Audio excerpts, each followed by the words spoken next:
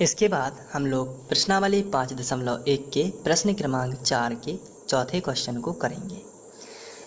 इसमें भी हमें ज्ञात करना है कि दी गई श्रेणी एक समांतर श्रेणी है या नहीं, और यदि यह समांतर श्रेणी है तो इसके आगे के 3 पद भी हमें ज्ञात करना है। तो आइए सबसे पहले हम लिखेंगे दी हुई श्रेणी, क्योंकि हमें मालूम नहीं है कि ये समांतर है कि नहीं, तो इसलिए हम लिखते हैं दी हुई श्रेणी। तो इसको लिखने के बाद यहाँ पर आपको देखना है पहले नंबर पर जो लिखा है ये प्रथम पद कहलाता है, तो हम इसको लिख लेते हैं प्रथम पद। ए से इसे दर्शाते हैं और -10। इसके बाद हम सार्व अंतर निकालेंगे। तो इसके पहले मैंने जो भी कराया है उसमें हमने D1, D2 और D3 से किया है, तो बहुत ही सिंपल है। आप सबसे पहले D1 निकाल लीजिए, फिर D2 निकाल लीजिए और इसके बाद D3 निकाल लीजिए। D1 कैसे आता है मैंने आपको बताया है, दूसरे नंबर के पद में से आपको पहले नंबर का पद घटा देना है। दूसरे नंबर का पद कितना है? -6।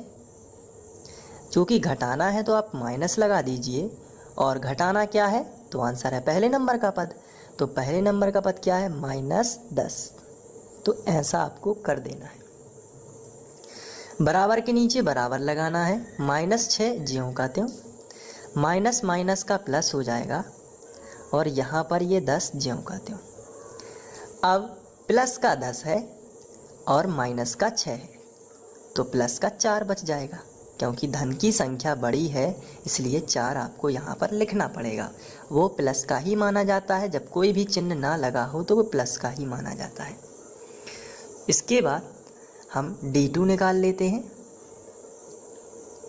D2 क्या है? तो आंसर है तीसरे नंबर के पद में से दूसरे नंबर का पद आपको घटाना है, तो आप D2 निकाल लेंगे। तो चलिए घटाते हैं। तीसरे नंबर का पद कितना है? -2। तो पहले हम लिखेंगे -2 और घटाना है तो माइनस लगा देना है, और दूसरे नंबर का पद घटाना है इसलिए -6।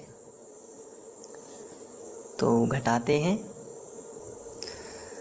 बराबर के नीचे बराबर, -2 माइनस माइनस बनेगा प्लस, और 6 ज्यों का त्यों। 6 में से 2 जाएंगे तो आपको मिलेगा 4।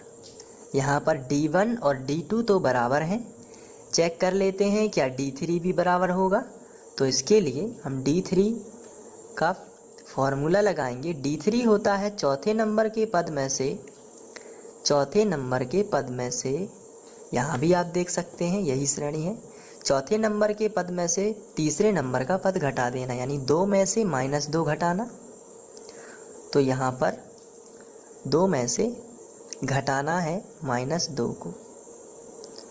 बराबर के नीचे बराबर, 2 लिखा है तो 2, माइनस माइनस हो जाएगा प्लस, और यहाँ पर आपको लिख देना है 2। 2 और 2 जोड़ने पर प्राप्त हुआ 4। तो यहाँ पर आप देख रहे हैं कि D1 भी हमें 4 मिला है, D2 भी हमें 4 मिला है और D3 भी हमें 4 ही मिला है। इसका मतलब हमें जो श्रेणी दी गई थी वह एक समांतर श्रेणी थी। तो यहाँ पर लिखना है आपको, यहाँ D1 बराबर है D2 बराबर है D3 के, ये तीनों ही बराबर हैं। इसलिए दी हुई श्रेणी या दी गई श्रेणी एक समांतर श्रेणी है।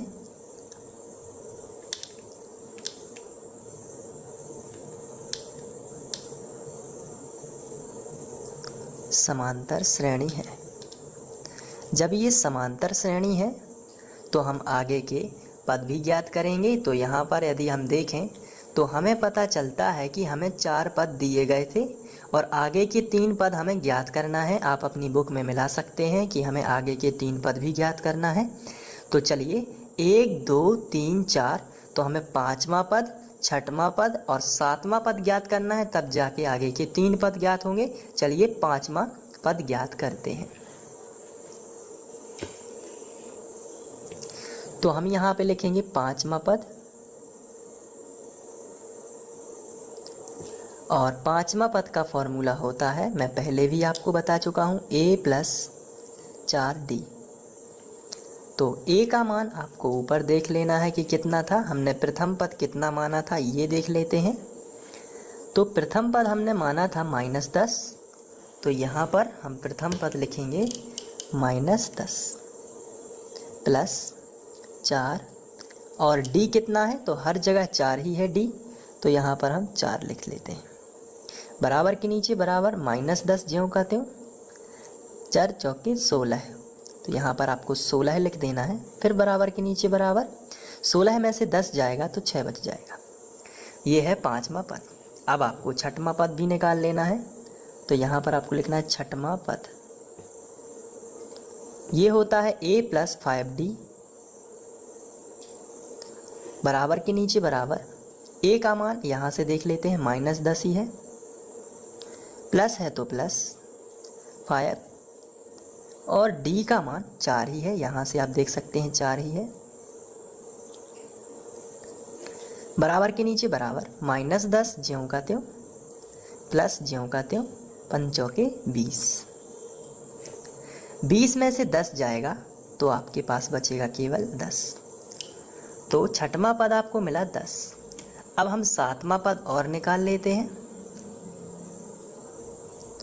सातवां पद फॉर्मूला होगा a + 6d, इसको यहाँ पर कर देते हैं।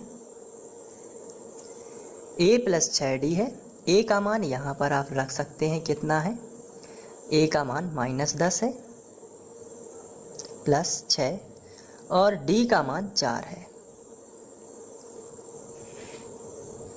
बराबर के नीचे बराबर -10, 6 चौके 24, 24 में से 10 जाएंगे तो यहाँ पर 14 बच जाएंगे।